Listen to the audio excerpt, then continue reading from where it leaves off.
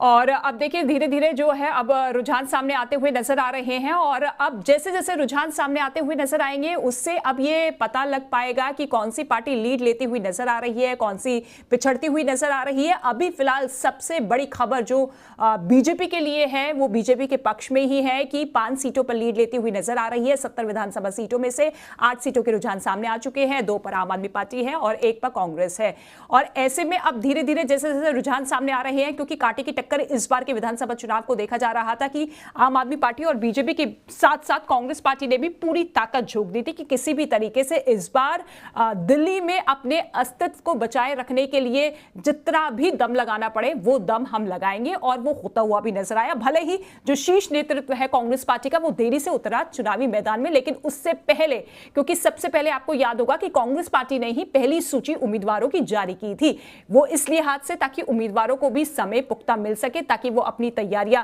कर सके और उसी तैयारियों के तहत वो आगे बढ़ते हुए नजर आए। लेकिन पटपड़गंज से एक बड़ा अपडेट आपको बता दें, हाई प्रोफाइल सीट है, हॉट सीट ये मानी जा रही थी क्योंकि मनीष सिसोदिया लगातार यहां से चुनाव लड़ते हुए नजर आ रहे थे, लेकिन पटपड़गंज सीट उन्होंने इस बार ना चुनकर जंगपुरा से चुनावी मैदान में उतरे थे। लेकिन पटपड़गंज से जो अवध ओझा है वो पीछे चल रहे हैं रुझानों में। ये देखिए रविंद्र नेगी जिन्होंने 2020 के विधानसभा चुनाव में महज 3000 वोटों से वो हारे थे। मनीष सिसोदिया की जो जीत हुई थी बहुत महीन वोटों से हुई थी और ऐसे में रविंद्र नेगी पर एक बार फिर से भारतीय जनता पार्टी ने भरोसा जताया था और इस बार वो लीड लेते हुए नजर आ रहे हैं। ये बहुत बड़ा अपडेट रुझानों के हिसाब से। और ये देखिए अवध ओझा जो कि पूरे लाव लश्कर के साथ उतरे थे और तमाम बातों का जिक्र करते हुए नजर आ रहे थे कि इस सीट से अगर शिक्षा की क्रांति की शुरुआत हुई है तो इसी क्रांति के दम पर हम आगे बढ़ते हुए नजर आएंगे, और तमाम अरविंद केजरीवाल की योजनाओं का जिक्र करते हुए नजर आए थे।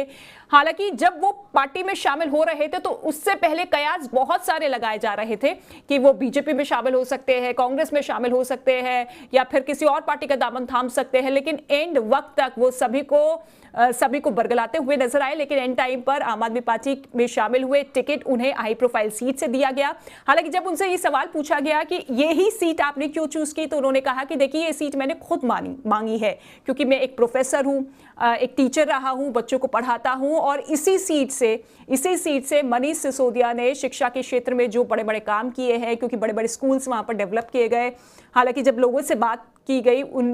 स्कूलों को लेकर सर्वे किया गया तो लोगों का मानना है कि स्कूल्स बना दिए गए लेकिन कमी है, टीचर्स की मौजूदगी नहीं रहती। टीचर्स की मौजूदगी अगर रहती है तो वो उतने क्वालिफाइड नहीं होते हैं, तो लोगों की वो सब परेशानी थी। लेकिन इसके बावजूद अवध ओझा को पटपड़गंज सीट से उतारा गया, लेकिन वो इस बार पीछे होते हुए नजर आ रहे हैं रुझानों के हिसाब से। यानी कि रविंद्र नेगी जो बीजेपी के हाल फिलहाल में आपने देखा कि कैसे उनका वीडियो वायरल हुआ जब प्रधानमंत्री नरेंद्र मोदी ने उनके पैर छुए, पहले उन्होंने पैर छुए थे, फिर उसके बाद 3 बार उनके पैर छुए गए और वो वीडियो खूब वायरल हुआ था, जिसको लेकर विपक्ष और बाकी पार्टियां भी हमलावर होती हुई नजर आई थी। लेकिन फिलहाल पटपड़गंज सीट से अवध ओझा पीछे हो रहे हैं, रविंद्र नेगी आगे हो रहे हैं। कुल 8 सीटों का रुझान सामने आ चुका है जिसमें सीधे तौर पर भारतीय जनता पार्टी लगातार लीड लेती हुई नजर आ रही है। बीजेपी अभी फिलहाल रुझानों में आगे है, 3 सीटों पर आम आदमी पार्टी आ चुकी है और कांग्रेस पार्टी का खाता खुल चुका है। ये कांग्रेस पार्टी के लिए अच्छी खबर है कि खाता खुल चुका है 10 सीटों के अंदर। और देखिए पोस्टल बैलेट में आम आदमी पार्टी फिलहाल जो है पीछे होती हुई नजर आ रही है, आम आदमी पार्टी लीड ले रही है। तो धीरे धीरे 8:30 बजे तक ये पोस्टल बैलेट के जो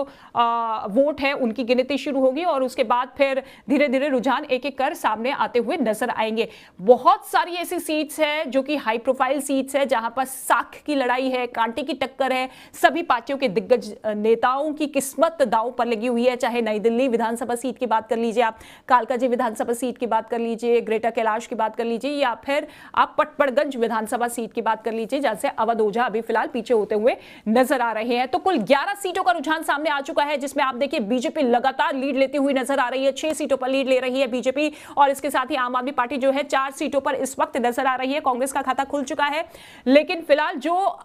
एग्जिट पोल के आंकड़े थे वो भी इसी हिसाब से कहते हुए भी नजर आ रहे थे कि कांटे की टक्कर जरूर रहेगी लेकिन बीजेपी लीड लेती हुई नजर आएगी। लेकिन अभी फिलहाल आप देखिए लीड का आंकड़ा जो है अब वो 4 का हो चुका है, क्योंकि 4